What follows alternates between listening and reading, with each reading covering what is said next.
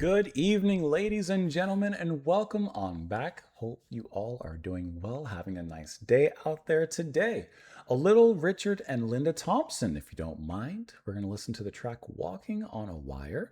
This is off of the album Shoot Out the Lights, which was released in 1982. This is their sixth and final studio album from the band. We're checking this out because it was suggested and requested by Jeff. Jeff, thank you so much for the request. Thank you for sending this one in. And I see that this particular track had also been suggested by Steve Benson, Carlton Your Doorman, LBD on the Run, and LBD once again, 6 years ago. I see you there. So we've listened to I Want to See the Bright Lights Tonight, that full album, and I'm assuming, I don't know, but since this is their final album, was that kind of a play off of that initial album and like now they're shooting out the lights? Which I think is, if that's so, and it does make sense, it's kind of a cool concept. I like that idea.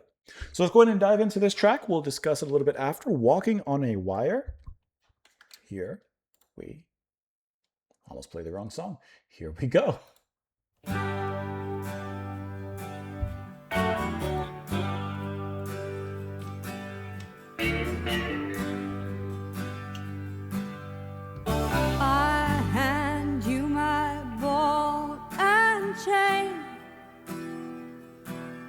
You just hand me that same old refrain.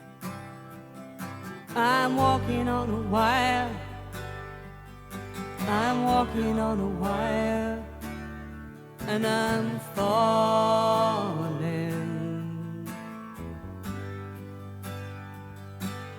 I wish I could please you tonight. My medicine just won't come right. I'm walking on a wire. I'm walking on a wire, and I'm falling. Something kind of lost or depressed about Richard's harmony. Too many steps to take. Too many spells to break, too many nights awake and no one else. She sounds great. This grindstone's wearing me, your claws are tearing me. Don't use me endlessly, it's too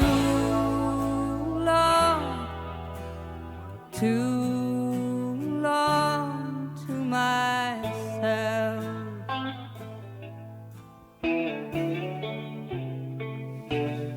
Where's the justice? And where's the sense? I love the guitar When plays. all the pain is on my side of the fence. It's a great line. I'm walking on a wire. I'm walking on a wire, and I'm falling.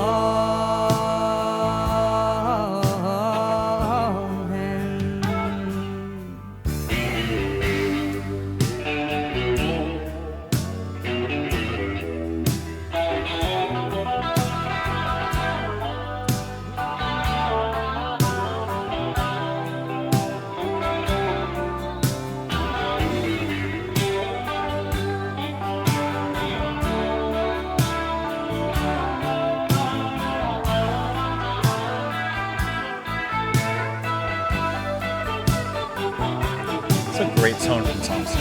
Too many steps to take, too many spells to break, too many nights awake and no one else.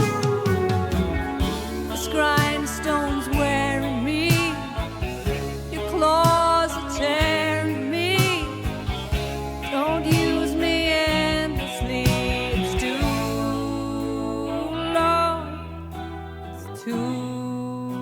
long to myself.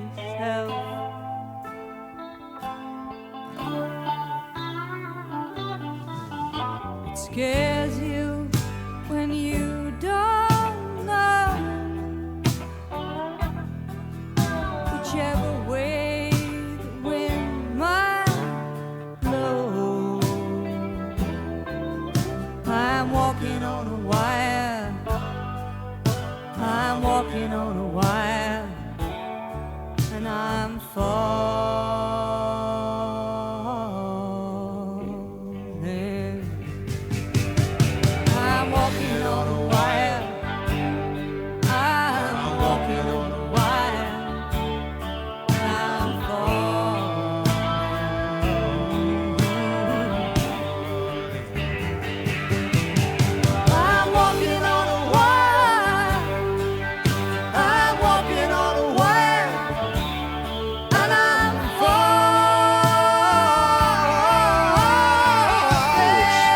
that one.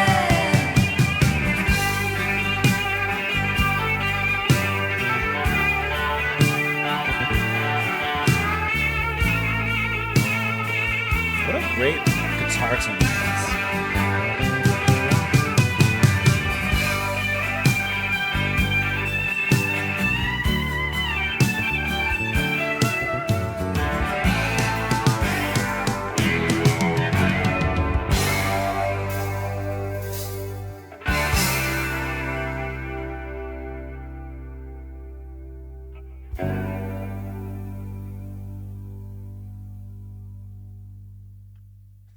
listening to this, you know what it kind of reminded me of? Maybe not so much musically, but more lyrically, perhaps even thematically in that, this seems to be a relationship that is clearly breaking down, falling apart, no pun intended, and they are both finding themselves on their last legs. The relationship between the two is on a wire, and it's not staying steady or balanced. There's not really any hope of getting across this wire to the other side. They both feel like they're falling. This kind of reminds me thematically of Peter Hamill's Over, in which it's, deeply kind of reaching into the pits of the theme of like a dissolution of a relationship. And it feels kind of just as harrowing here as it does on Over. And maybe not in the same way, of course, they're completely different artists and bands, but I feel like there's a similarity in the approach, and I think some of the tension in the music. Linda sounds so great. I like how her voice has this rough texture to it. There's a little bit more of an earthiness to it, and I just like how she rounds about, I suppose you could say, with Richard here, who for the most part is really just relegated to harmonies. And I like how in the first two verses or so, when he's singing the chorus along with her, he's really much more in the background. This is really Linda's track to lead and her moment to speak, you could say. And his portion in the background sounds so sullen and defeated. There's almost this frailty there that I think it's just really interesting how the pair pull that emotion out. Now, I don't know anything about them, personally. I don't know anything outside of what we've listened to musically. So I can't speak on their actual relationship here. But I just think it's interesting how that particular emotion is captured in lieu of the song and of the lyrics. I also really like Richard's guitar playing.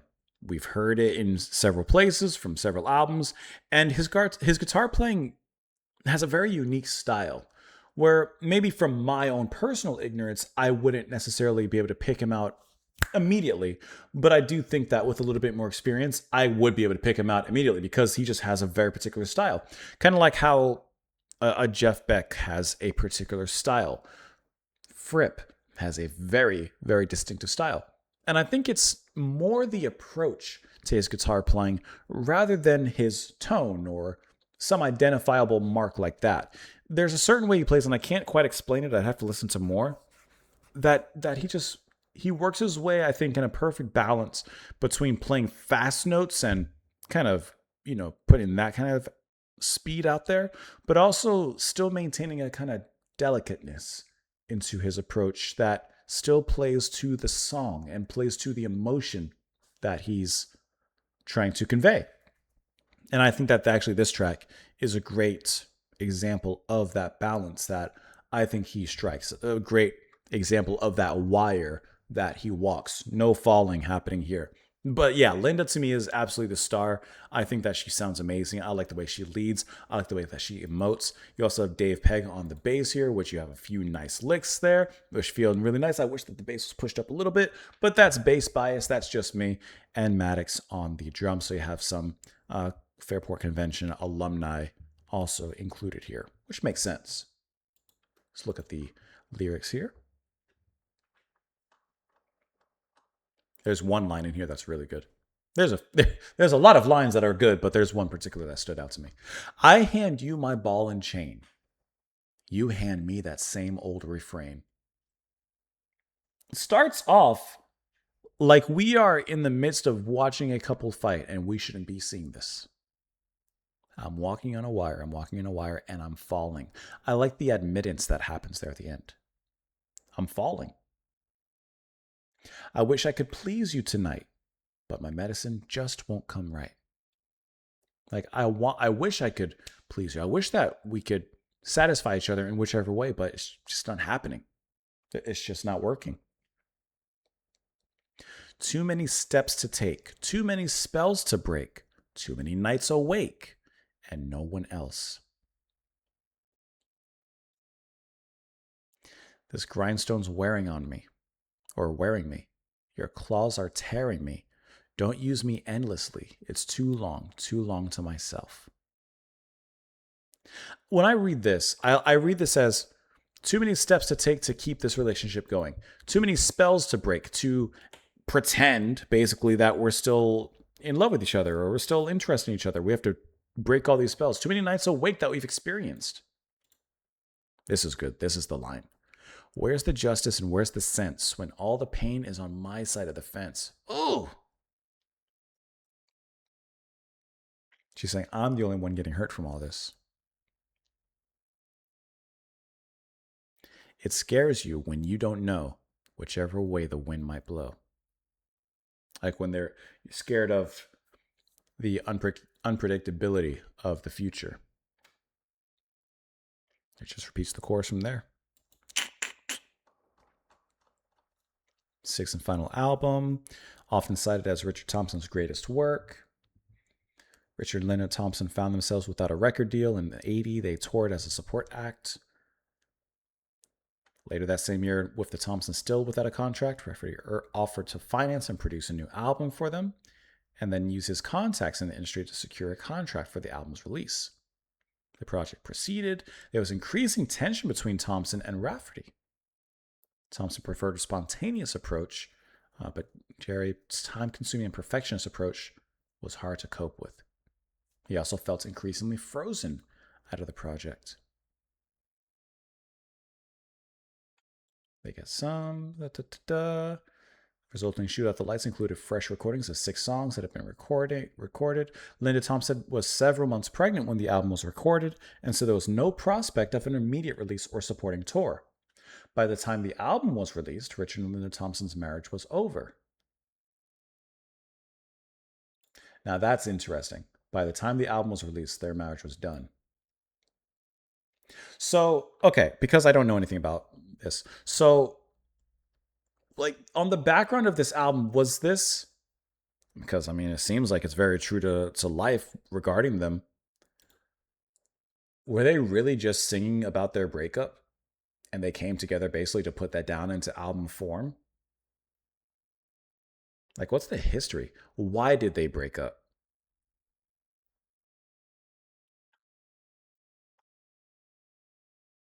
What led them to record this album, and were they trying to work things out? Like, I'm just curious, like, because it seems really interesting that by the time the album was out, they were done with each other.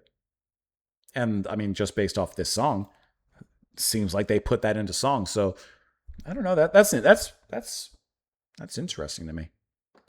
You let me know what you guys thought. Does that interest you? Let me know in the comments down below. Jeff, thank you so much for the recommendation, for sending in the request. I appreciate that. I hope that you guys enjoy the rest of your day. And I'll see you later.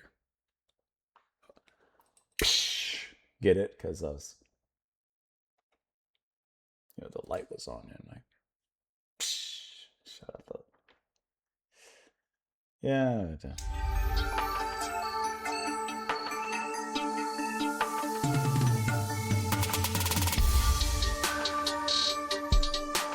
I'm surprised I didn't think of that, like, in the beginning of this video. Like, wow, shoot out the lights. Psh, like, that could have really been a zinger of an opening, huh?